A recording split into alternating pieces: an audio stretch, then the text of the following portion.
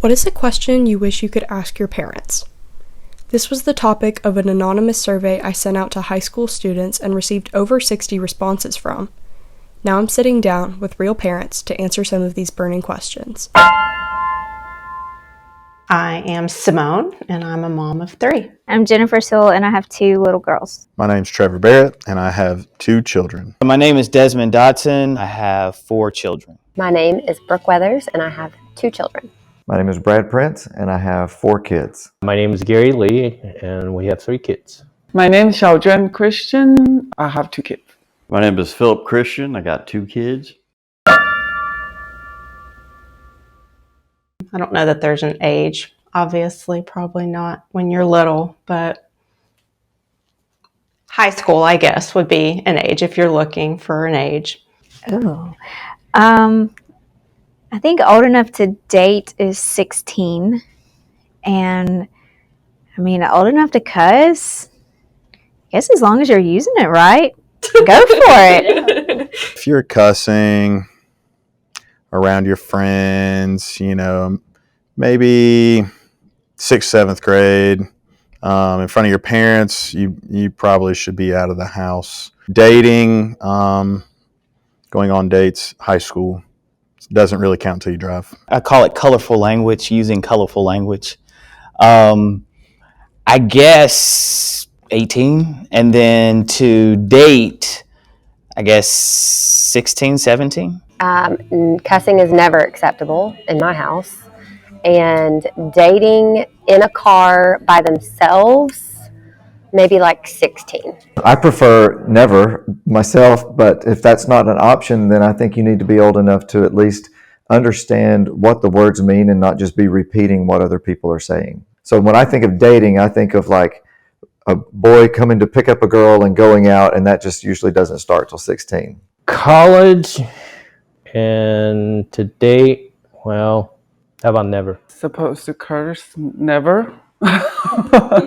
Date, I'm Chinese, so 18. For our family and our morals, we're going to wait till high school for them to date, maybe junior year. And cussing, probably never. No.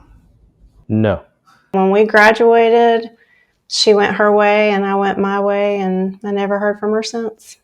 No, I'm not. I mean, I would say we're friends. Like if I saw him in town, we would be friendly to each other, but we don't talk on a regular basis. I didn't go to high school.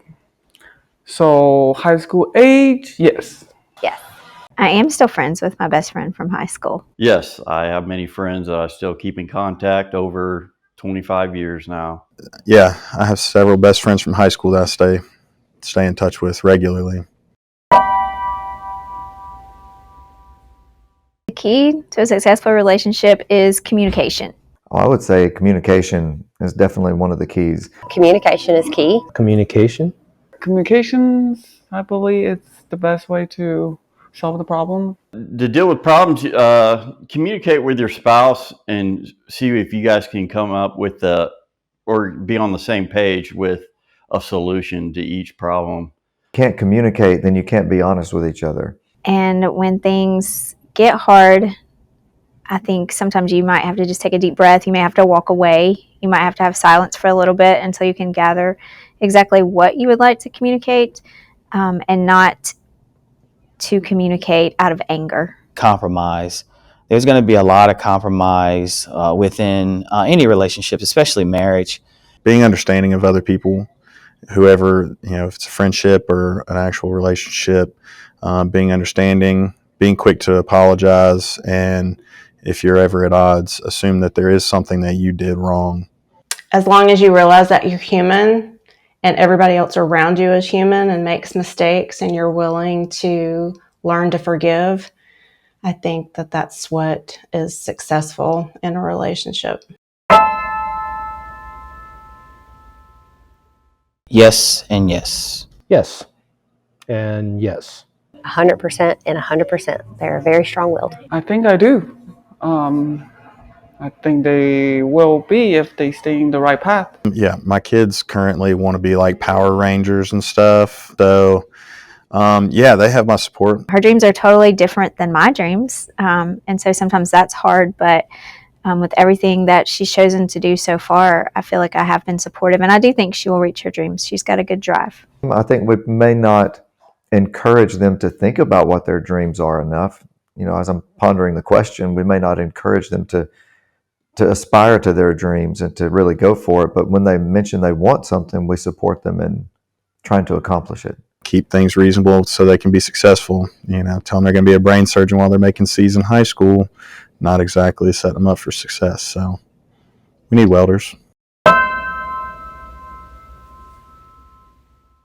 I'm just in their lives like every moment, every chance they get. I just try to be there for them and support them. It's important just to show up and be there for your kid no matter what, whether it's academics or athletics. I always tell them that I love them. And anytime I tell them I love them, I spread my arms out. And I love you way this much. Rewards. They will ask for rewards if they win something or do something well, and usually it's ice cream or shopping. I'm big on gifts, so I guess taking them out of town and just doing things that they enjoy is my way of showing that I appreciate them and that I care for them and I'm proud of them. And then I guess the most important thing is just telling them that I'm proud of you. I tell my kids that I'm proud of them all the time. I'm also quick to tell them when they can do better. Support them to the next step, next level of success. Yes. Always. I will always be around and a part of their lives, but I think the beautiful thing about it is that they're able to embark on their own journey in their own life. At this point, I do not. Like we're always involved with what they do, so we're like ticks. Yes and no. Losing them as children, but gaining them as adults. If you do good, you get them back when they're adults. I think that my love for them grows deeper as they get older because I get to know them. But I think that raising really good humans with great communication provides a relationship that's going to last a lifetime, so I'll never truly lose them. I actually feel the opposite. I feel like I'm getting closer to them the older they get. I've got one that's 8 and one that's 14, and I feel like I'm closer to my oldest daughter than I've ever been before. Watching her grow into this just amazing person is really cool. And because as your child gets older, there's different levels of relationship that you have with them. So most days. I do think I'm a good parent, or I try to be the best parent I can be. Yeah, I do. I think I have pretty good children. Yeah, I think that we are. Looking back, I can always say there's things we could have done different. I try very, very hard to give my children the best of me all the time. And, critique myself and just constantly push myself to be the best I can for them. I do think I'm a good parent. That's something I struggle with, but in the end, when I look around and I really see the investment that I put into them and the time that I spend with them, in the end, I think I could say I am a good parent. The world, the changing world, and just making sure that I do what I can to prepare them for it. Especially with the girls. There are more bad things that can happen to a girl, and that will be traumatizing for the rest of their life. And that's sort of the thing that I'm afraid the most. Leading them to the wrong path, that they lose the potential to succeed. Feeling like I don't give them every opportunity and chance to be successful or be exactly who they are. So failing them in some way. Making sure that they're nice to people and that they love God and love others. And I think that's the scariest thing, is just making sure that I'm teaching them and instilling good values and morals into them. I believe the technologies is what keeps my kids from doing even more or becoming even greater than what they already are. But kids make choices sometimes that parents aren't excited about, and you don't want to lose them. You don't want to lose them to the potential of the adult relationship that you could have. Having already lost 2 kids, it's to lose another kid, I don't know that I could really handle that. So that is my absolute biggest fear.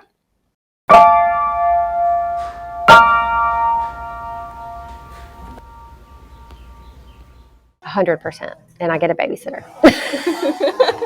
My mother-in-law is a gym, and she takes them, and we get a date night and get to be just us. I go to work. I go to work and I feel really happy at work. There's quite often I get exhausted with dealing with kids all the time, and it's important to just find the time to clear your mind and find space just to rewind and collect yourself. There aren't days that I don't want the responsibility of being a parent, but you do find yourself when you're in the thick of it being reminiscent of the times where you didn't have to be, solely in charge of keeping little humans alive. No, I never. If I'm not ready to be a parent, I wouldn't be a parent today. I don't know if there's days that I don't want the responsibility. There's days where sometimes you want to take a break and you just want to, kind of do your own thing. But, the thing about being a parent is that, it's one of those things that you sign up for. And it's like, just like you have to go to work to pay bills, you have to parent, you have to take care of your kids. There's always been this phrase out there that says it takes a village, and I think it really does. So having the support of someone else, whether it's your spouse or your own parents or your friends or your neighbor, just someone that could just help from time to time, because we need to clear our heads sometimes. And if you need to just go for a walk, but maybe your child can't be left at home alone, then having somebody to help to be the better version of yourself at all times. We just take it one day at a time. Sometimes, like, if things get really overwhelming, then I'll make sure to allocate some time for myself on a weekend where I can even if it's just grocery shopping by myself, so I can just be Jennifer for a minute and not mom.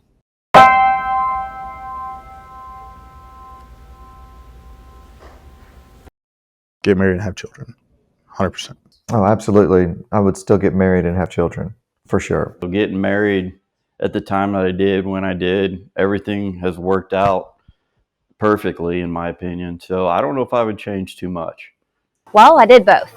So I started my dreams when I was young, and then I got married at like 25. So I get to do both. I get to work for myself and run a business and be a mom too, because I get to do it half and half. But I would do everything the same way again. Well, I did all of that. I've had the choice of getting married, and I do have kids, and I have pursued my dreams. If I did not have kids, would my dreams be different? Perhaps.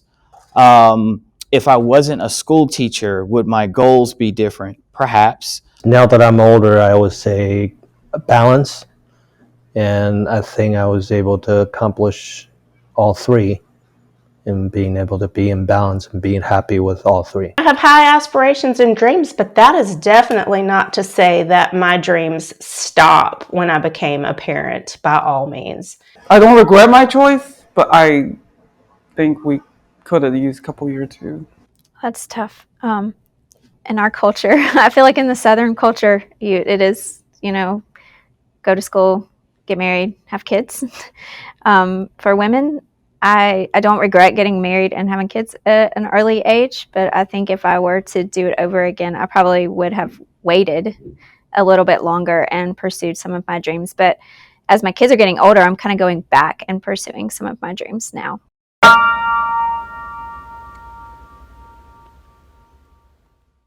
No, there's definitely not an extent.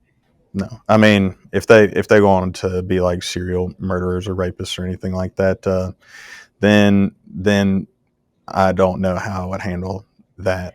Again, that gets back to there are winners and losers, but I would still love my children. I don't think there will be. I mean, just don't do crime. Absolutely not. I accept my child for wherever they are and whatever they're doing. No, they will always be loved and accepted in my home. That doesn't mean that I will always approve of the things that they do, but I will always love them and accept them. we're Christians, so we believe in and teach our kids Christian living. And so the extent to their acceptance doesn't mean that we won't accept them, but there's some choices that they might make that we would have a really hard time with. So accepting our kids and accepting their choices doesn't necessarily have to be the same thing. I think as we get older and even our relationship with our parents changes, they both don't have their mom and dad anymore.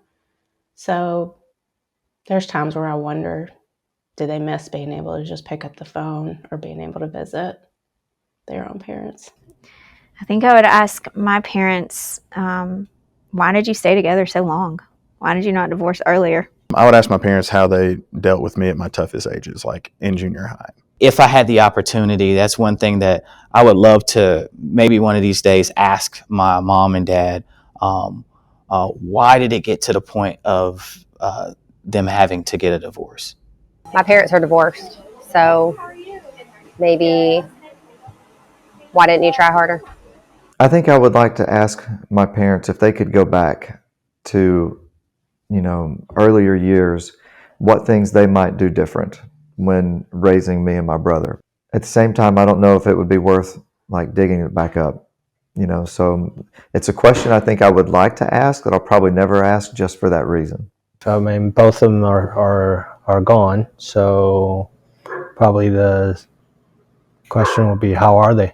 I don't know. As Chinese, we don't question parenting. We just deal with it. I think I wish they spend more time going to all the swimming meet with me because I travel all over the place. But in their conclusion, because this year I asked my dad, I actually asked him like, why did you not travel with me? And he said, I thought I did. And I said, no, you did not. You did not even go to one single meet outside of Shanghai.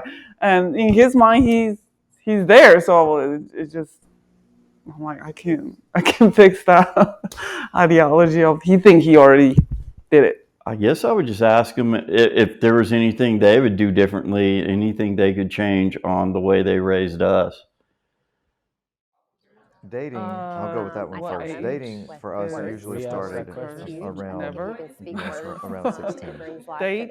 When kids would actually I'm Chinese, leave home so- with I somebody. think the key to a and go out, successful and then that relationship person would Sixth, leave. seventh grade, Absolutely. trying to And I in think front of your will be parents, successful Our dreams are because totally probably should different that's be from like my our number dreams. one priority. Absolutely. Sometimes that's hard. That Crazy dating, some of those ideas attaining the and kids' dreams are, wants but and I needs believe, and I do think she will is return pretty to important, something that's but right. get them influenced It's on that